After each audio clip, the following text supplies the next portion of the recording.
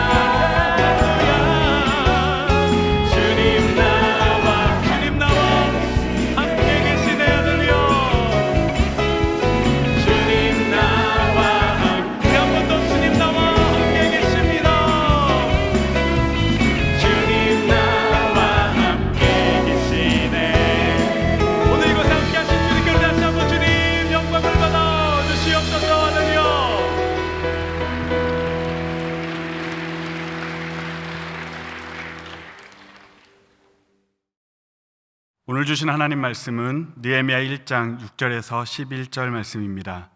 우리 함께 한 목소리로 합독하시겠습니다.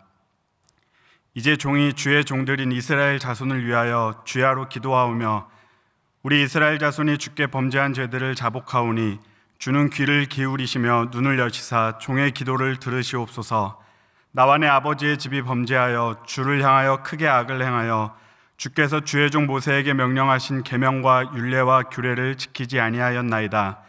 옛적에 주께서 주의 종 모세에게 명령하여 이르시되 만일 너희가 범죄하면 내가 너희를 여러 나라 가운데에 흩을 것이요 만일 내게로 돌아와 내 계명을 지켜 행하면 너희 쫓긴 자가 하늘 끝에 있을지라도 내가 거기서부터 그들을 모아 내 이름을 두려고 택한 곳에 돌아오게 하리라 하신 말씀을 이제 청하건대 기억하옵소서.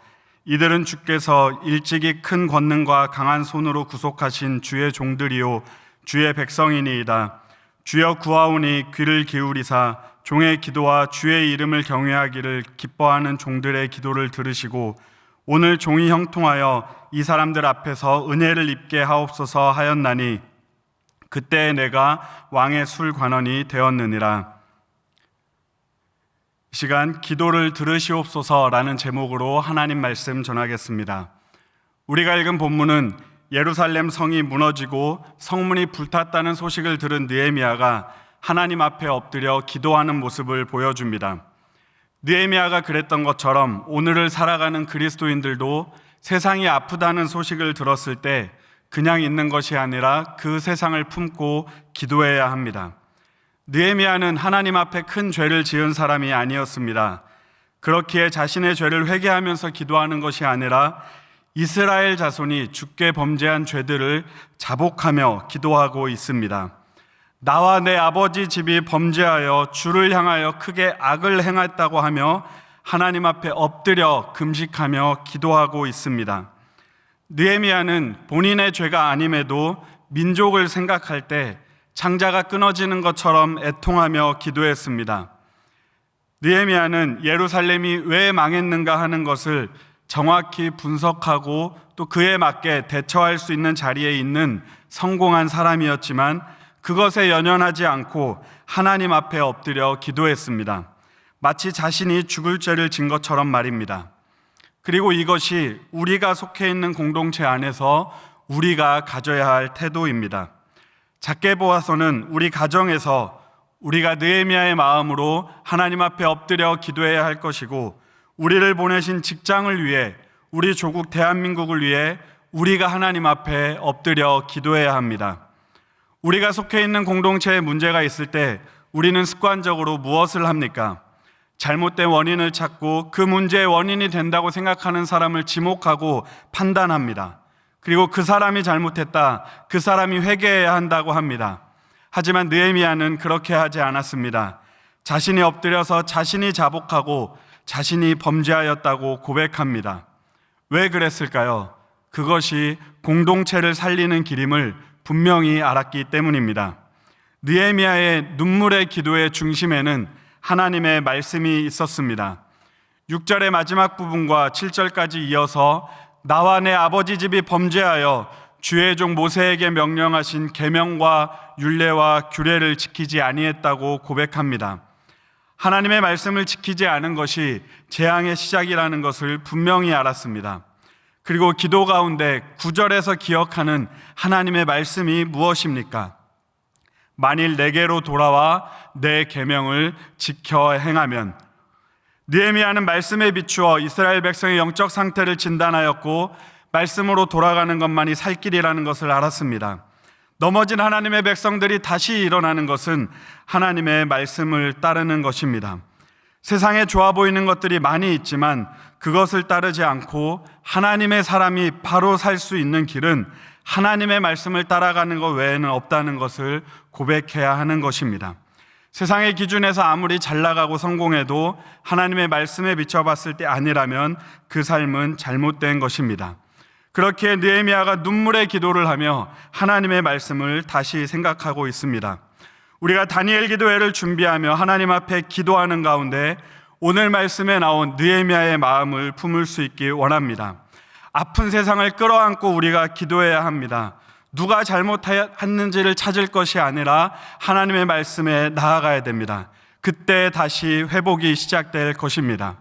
우리 느헤미야의 마음을 품은 성도님들을 통하여 하나님의 일하심을 목격하시길 주님의 이름으로 축복합니다. 이 시간 주신 말씀을 기억하며 기도하겠습니다. 다니엘 기도에 참여하는 교회들의 기도를 하나님께서 들으시고 교회들이 속해 있는 지역이 지역교회를 중심으로 바로 세워지게 하옵소서. 우리가 먼저 하나님 앞에 자복하게 하시고 말씀을 기준 삼아 나아가며 하나님께 쓰임받게 하소서. 우리 주님의 이름 부르고 기도하겠습니다. 주여!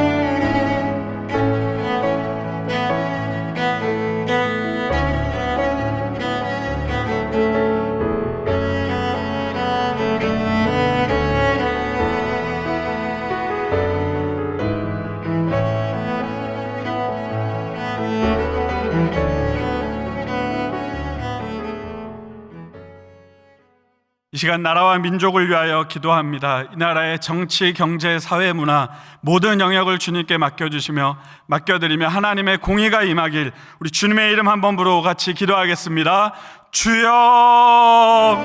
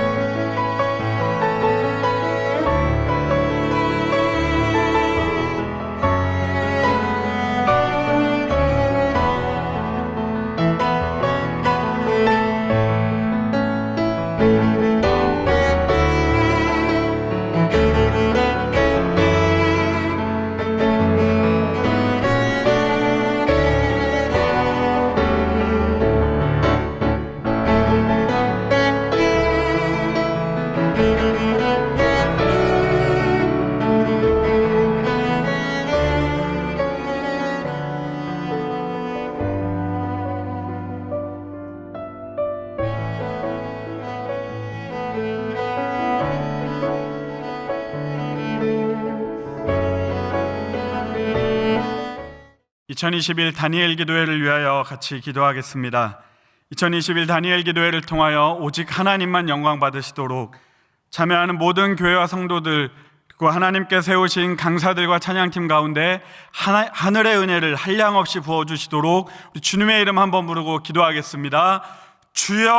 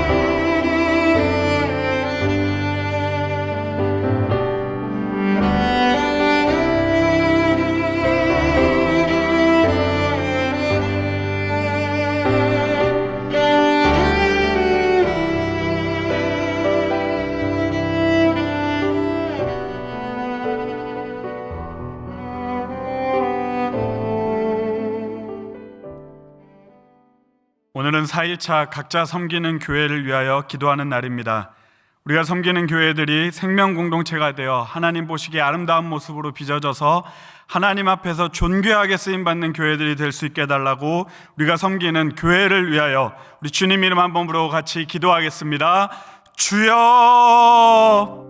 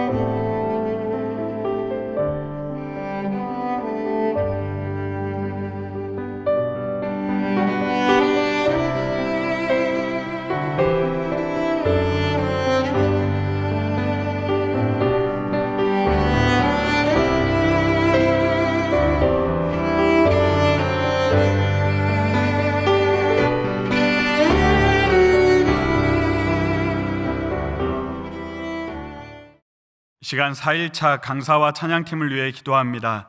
다니엘 기도의 4일차 강사와 찬양팀으로 섬겨주시는 분은 워싱턴 중앙장로교회 담임 목사님이신 류응열 목사님과 청주 상당교회 상당워십 찬양팀입니다. 하나님께서 세우셨사오니 하나님께서 붙들어 주셔서 최고의 은혜의 통로로 사용하여 주시길, 이 시간 4일차 강사님과 찬양팀을 위하여 주님의 이름 부르고 같이 기도하시겠습니다. 주여!